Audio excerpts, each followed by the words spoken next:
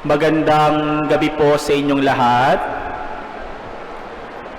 Ngayon po ay nasa ikalimang gabi na po tayo ng ating paghahanda para sa dakilang pagsilang ng ating Panginoon. Sino na po ba ang nakakalima? Taas ang kamay. Yan, palakpakan po natin sila. Sa mga hindi pa po nakalima o hindi nakalima, okay lang po 'yon. Ang mahalaga, tatapusin natin yung natitirang araw upang maihanda ang ating sarili. Kasi minsan kahit nakakalima ka na, tapos yung huling 2 araw biglang hindi mo makokompleto. Kaya ang mahalaga, tapusin natin itong paghahanda at ihanda natin maigi ang ating sarili. Narinig natin ang 2 kwento ng grasya ng Diyos. Parehas hindi magkaanak ang mga asawa ni Manoah at Zechariah, sapagkat sila ay matanda na, at narinig natin sa kwento ng ating ebanghelyo na si Elizabeth ay baog. Noong panahon na iyon, kapag sinabing baog ka,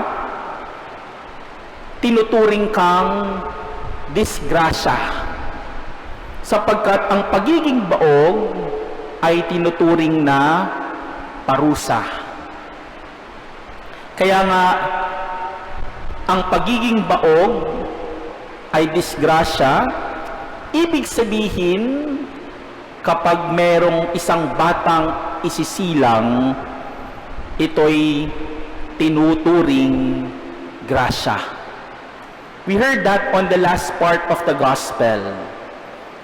So has the Lord done for me at a time when He has seen fit to take away my disgrace before others.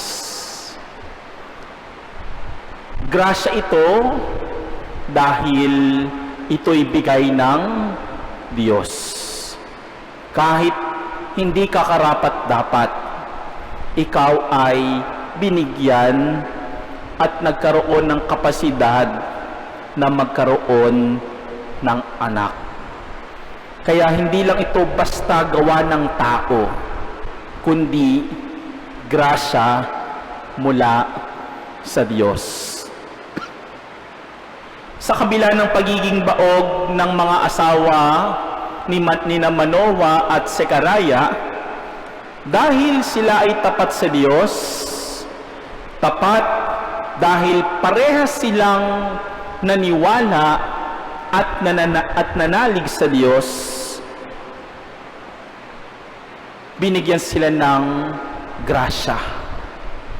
Dahil para dun sa dalawa, walang imposible sa Diyos. Kaya kung babalikan natin, ano nga bang ibig sabihin ng pangalan ni Juan?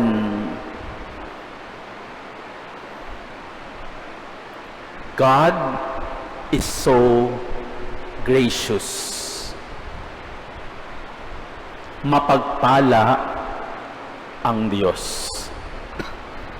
Mula sa pagiging disgrasya, sila Samson at Juan ay naging grasya. Grasya dahil nagdulot sila ng kabutihan at naging instrumento sila ng Diyos sa kanyang bayang Israel.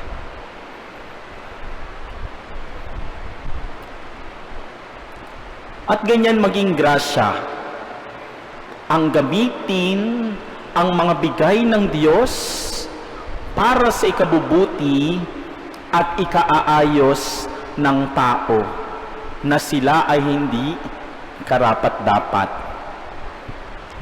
Pag sinabi namang disgrasya, ipinagdadamot mo, ipinagkakait mo yung sarili mo, yung mga bagay na binibigay sa iyo ng Diyos sa ibang tao. Katulad na lang yung talento, katulad na lang ng oras, katulad na lang ng kayamanan. Ipinagkaloob yan ng Diyos. Ibinigay siya sa iyo ng Diyos bilang grasya. At gamitin mo yan para maging grasya sa ibang tao. Hindi yan pang sarili lang.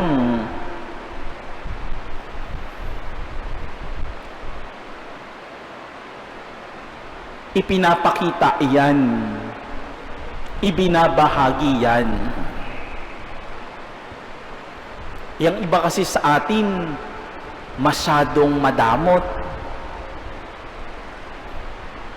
Madamot na nga, reklamador pa. Tignan mo nga ang iyong katabi.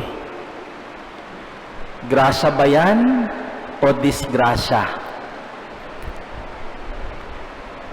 Yung iba tumingin na lang sa kisame. Di ba?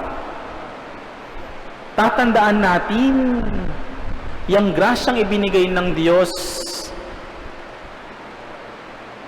ay dapat ibinabahagi, hindi pinagdadamot. Kaya maganda ring tanungin sa ating sarili,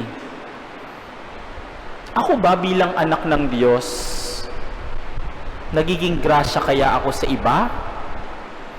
O nagiging disgrasya? Tatandaan mo,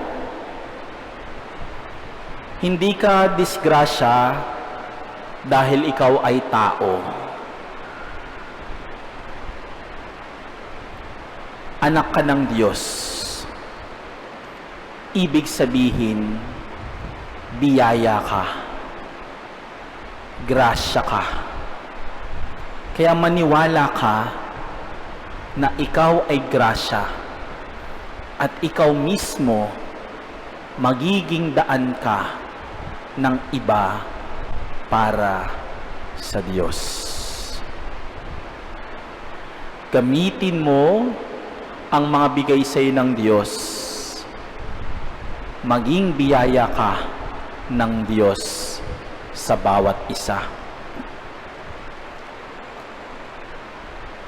Mga kapatid, huwag nating sayangin yung mga ipinagkakaloob sa atin ng Diyos. Huwag nating sayangin ang ating sarili. Maging grasya nawa tayo sa bawat isa upang ngayong darating na Pasko, maramdaman ng iyong kapwa, ng iyong mga mahal sa buhay, ang grasya ng Diyos. Maging grasya nawa tayo, katulad ni Jesus, ngayong darating na Pasko.